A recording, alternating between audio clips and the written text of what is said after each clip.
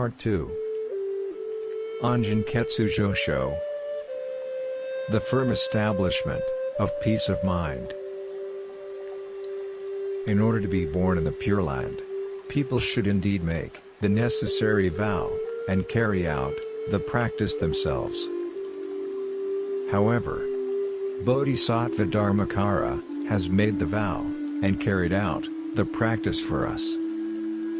The effect he has achieved is made available to us. This is beyond the law of cause and effect in the worldly, as well as the supramundane sense. Shantao praised Amida's vow as an extraordinary universal vow. Amida has fulfilled the vow and practice in place of all beings wishing to save, first of all, those sinking in the ocean of birth and death, and then to extend salvation to the virtuous. He resolved that, if a single sentient being escaped salvation, his compassionate vow would not be fulfilled. When he fulfilled the vow and practice for the sake of each and every sentient being, his enlightenment was accomplished, and the birth of ordinary people in the Pure Land was achieved. In the vow, Amida declared that he would not enter enlightenment if there was any point in space where his wonderful name was not heard. We do hear the name Amida, and so we should realize that our birth in the Pure Land has already been achieved. In this case, to hear does not mean listening to the name inattentively.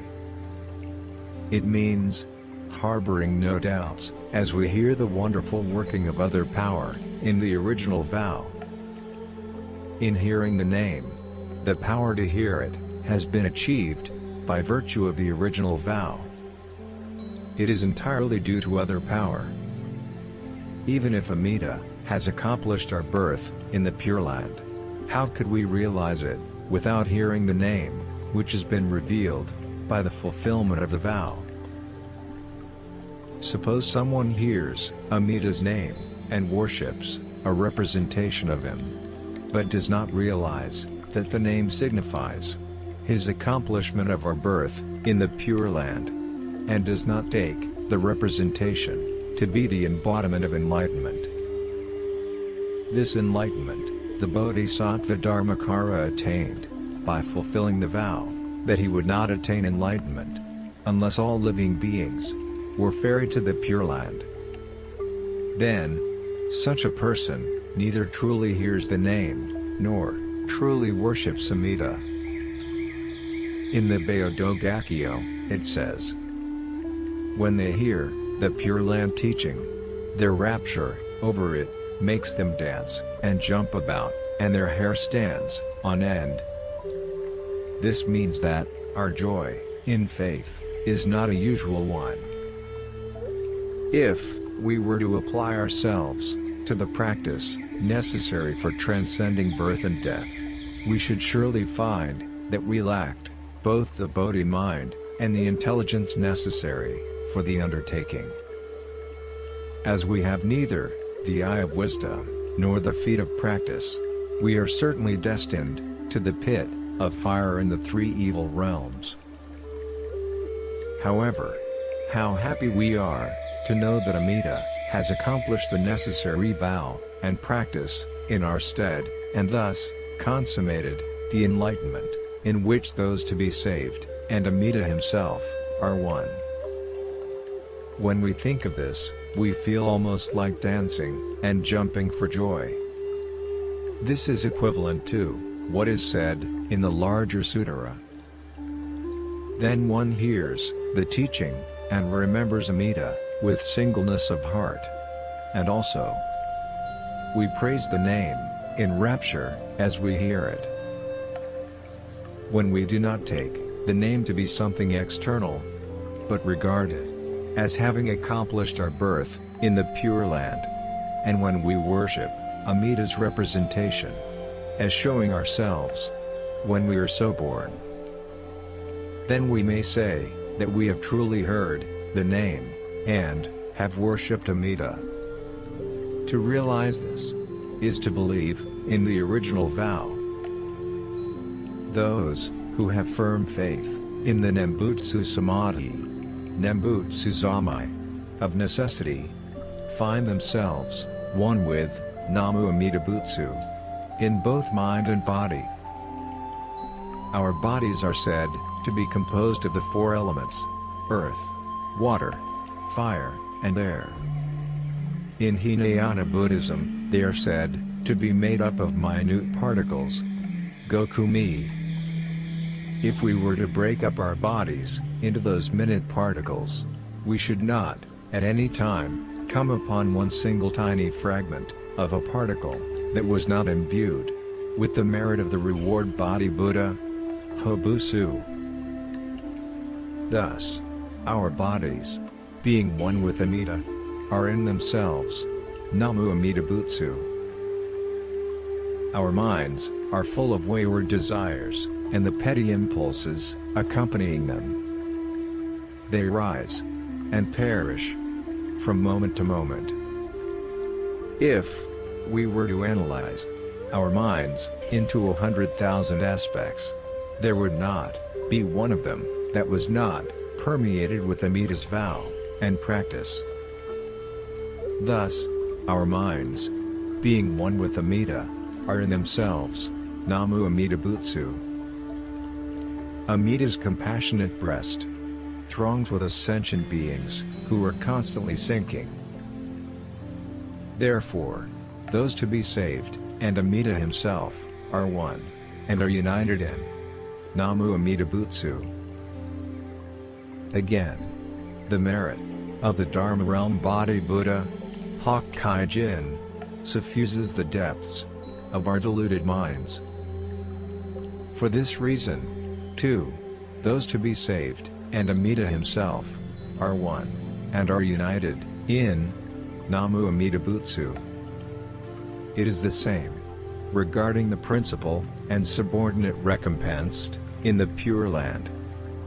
As for the subordinate recompense, there is not a single object, even down to a leaf of a gem tree, which has not been formed for the sake of us, the most depraved.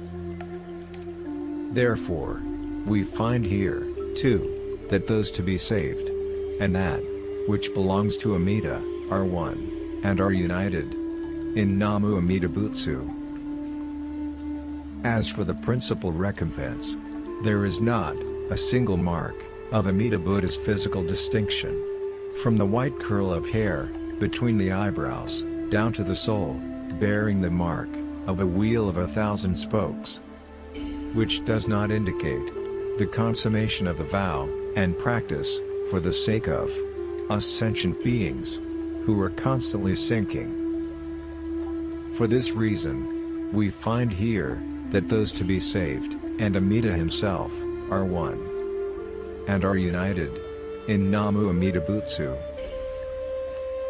Our minds and bodies are three kinds of action: physical, verbal, and volitional, and our four bodily attitudes, moving, standing, sitting, and lying, are all interpenetrated by the merit of Amida, the reward body Buddha.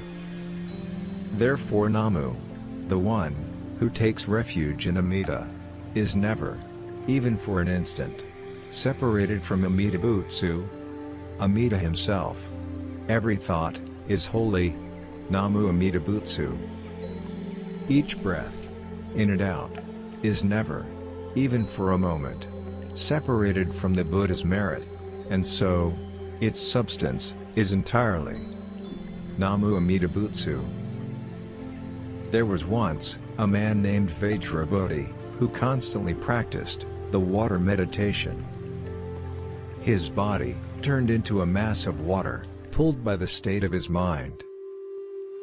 This illustrates the fact that, when one is totally dedicated to a certain method of practice, one's mind and body actually become it.